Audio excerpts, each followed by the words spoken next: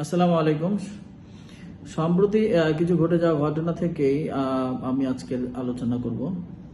আসলে এই যে ঘটনাগুলো ঘটেছে আহ, বেশ কয়েকদিন হয়ে গেছে, এর মধ্যে আসি নাই, আসতে চাই, কিন্তু বিষয়টা হচ্ছে যে এত মানে কেন এত কথা বলবো, আসলে তারপরেও কথা না বলে পারি না। যাই হোক, আমার কথা আশা করি ভালো লাগবে। তো এই যে সম্প্রতি দুটি ঘটনা আমি দুইটি ঘটনার বিষয়ে আলোকপাত করতে, এর মধ্যে অনেক কিছু ছোট বড় অনেক কিছু ঘটে গেছে।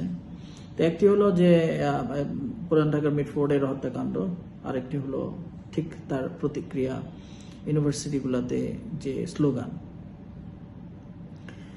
আসলে এই স্লোগানগুলো কি আমরা এর আগে শুনেছি এই ধরনের স্লোগান কোনো শিক্ষা প্রতিষ্ঠান থেকে সাধারণ স্টুডেন্টরা এই ধরনের উচ্চারণ? আমার মনে হয় এই ধরনের কথা আমরা শুনি নাই। এমনকি বিগত স্বৈরাচারের সময় যেমন আমরা একটা খুব পরিচিত স্লোগান পেয়েছি, সেটা হচ্ছে তুমি কে আমি কে রাজাকার রাজাকার, কে বলেছে স্বৈরাচার স্বৈরাচার।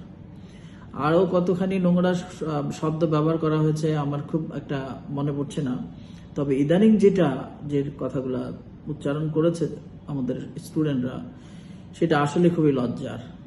এই ক্ষেত্রে আমার আসলেই একটা জিনিস না বললে না, এই কথাটুকু বলার জন্যই আমি আজকে লাইভ এসেছি। সেটা হচ্ছে যে একজন পিতা, সে যদি তার কর্মক্ষেত্রে মানুষের কাছে জোর করে অন্যায়ভাবে অসৎভাবে অর্থ নিয়ে থাকে এবং সে ব্যক্তির সন্তান যদি এসব জিনিস দেখে, আমি নিশ্চিত করে বলতে পারি এবং আমার মনে আপনারা সবাই স্বীকার করবেন, সে সন্তান একটা সময় বাপের অবাধ্য হবে। এবং আমরা সম্প্রতি যে অবাধ্যতার নজির দেখি আর কি, যে বাবাকে তো শুধু বকে না, মারতেও দেখেছি, মেরে ফেলতেও দেখেছি। আসলে এটা মানে আমরা যে মানে ক্রমে অসুস্থ মানসিকতার দিকে যাচ্ছি, নিঃসন্দেহে এটা স্বীকার করতে হয়। ঠিক একইভাবে যদি আমি একটা সৎ পিতার ইয়া থেকে দেখি, যে সে দেখছে বাবা তার কর্মক্ষেত্রে নিয়মিত কাজ করে সকাল সন্ধ্যা, তারপরে সে ক্লান্ত হয়ে ঘরে ফিরে, কোনো বাড়তি পয়সা কোনোখান থেকে জোর করে মানুষের কাছে আদায় করে না, সেই সন্তানের মানে বাবার প্রতি শ্রদ্ধাটা কেমন থাকতে পারে? আপনাদের কাছে এই প্রশ্নটা রেখে গেলাম। তো আমার জায়গা থেকে আমি আমার উত্তরটা এই ধরনের, এই যে এই সন্তান কখনোই বাপের অবাধ্য হওয়ার কথা না। এবং বাবাকে হয়তো মানে প্রায়ই বলে থাকে, বাবা তুমি এত কষ্ট করছো, আমি ঠিক একদিন প্রতিষ্ঠিত হব, হয়ে তোমার এই কষ্ট দূর করব। এমন প্রতিশ্রুতি বারবার দিয়ে থাকে এই ধরনের সন্তানেরা এই ধরনের পিতাকে।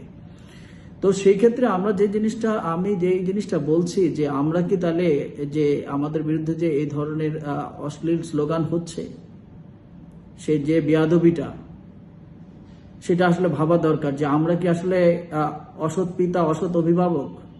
তো আমি এই জিনিসটাই বলার জন্য, যদি আপনারা অসৎ অভিভাবক হয়ে থাকেন, তাহলে আপনাদেরকে এটা আপনাদের জন্য প্রাপ্য। যদি সৎ অভিভাবক হয়ে থাকেন, অবশ্যই আমি বিশ্বাস করি না শুধু, আমি এটা চ্যালেঞ্জ করে বলতে পারি, আপনাদের প্রতি শ্রদ্ধা প্রতিটা আপনাদের সন্তানদের, আপনাদের মানে ছাত্র যারা তাদের থাকবে। এবং দৃঢ়ভাবে এই কথা বলতে পারি যে একজন সৎ নেতার সাথে আমাদের প্রতিটি ছেলে বিভিন্নভাবে সহযোগিতা করবে, এটাই সত্য। আজকে এই পর্যন্ত, ধন্যবাদ।